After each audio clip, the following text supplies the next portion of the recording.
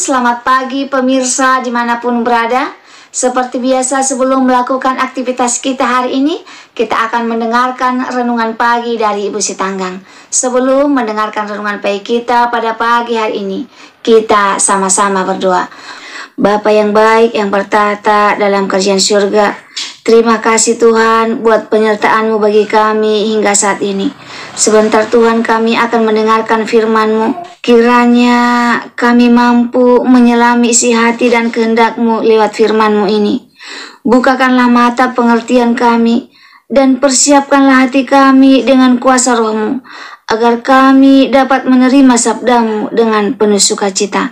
Berkati kami Tuhan sepanjang hari ini. Berkati pemirsa yang akan mendengarkan firman-Mu pada pagi hari ini. Biarlah mereka berkat kesehatan, rezeki yang daripada-Mu. Berkati kami Tuhan sepanjang hari ini. Mohon ampun dosa pelanggaran kami, karena kami berdoa dalam nama Yesus yang menebus kami dalam dosa. Amin. Judul renungan pagi kita pada pagi hari ini, menerima dan memberi.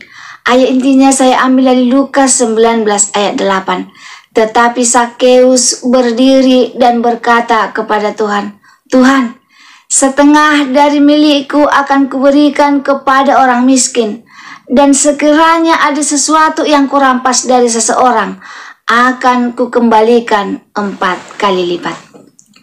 Pemirsa dimanapun berada, saat merayakan ulang tahun, selalu ada momen tiup lilin. Di momen tiup lilin ini adalah biasanya ada sedikit masalah. Bingung mencari korek api.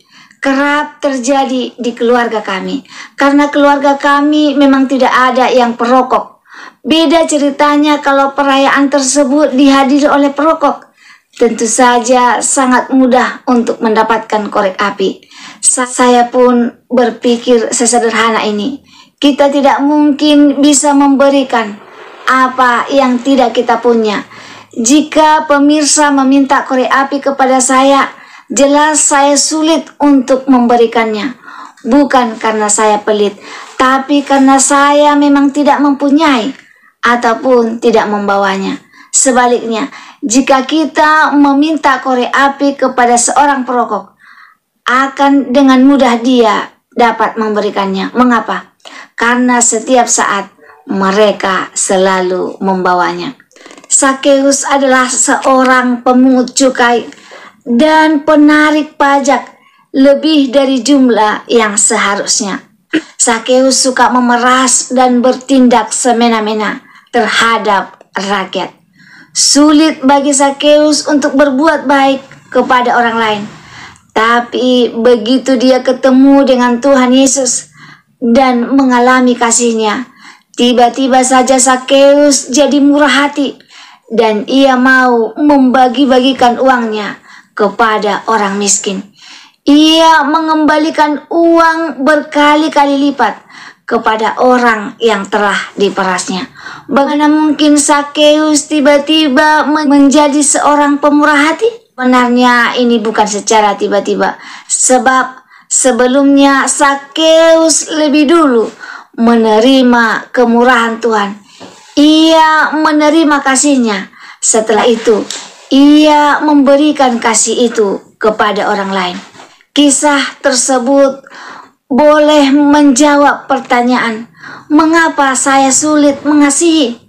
Mengapa saya sulit mengampuni? Mengapa saya sulit berbagi?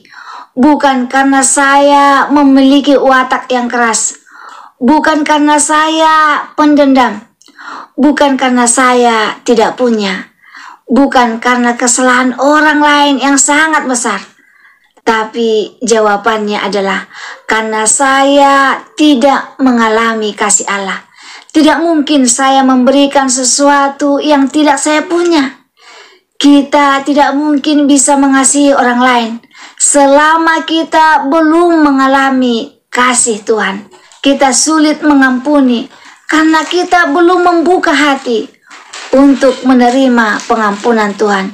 Begitu mengalami kasih Tuhan, mengasihi dan mengampuni, bahkan berbagi, bukanlah menjadi sebuah kemustahilan.